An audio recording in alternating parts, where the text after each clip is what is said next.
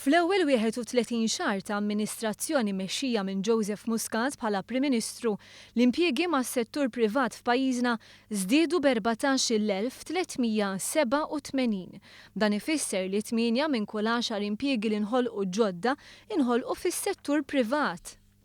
Kien l-Uffiċċju Nazzjonali tal-Istatistika li kkonferma dan meta ħareġ l-analiżi tiegħu għal Settembru illi għadda, xahar li matulu n-nies b'impjieg full-time telgħu għal 172,689 biex b'kollox iż-żieda fl-impjiegi full-time kienet ta' 17,277 persuna.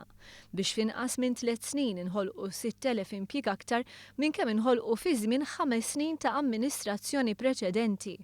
Fuq kollox fl-ewwel 31 xahar ta' din l-amministrazzjoni żdiedu 18 l-impjieg full-time kuljum.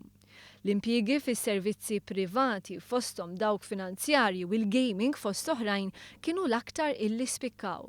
Għalkemm eluf ta' impjiegi nħolqu wkoll foqsma bħat-turiżmu, filwaqt li żdiedu wkoll l-impjiegi fil-manifattura u l-kostruzzjoni.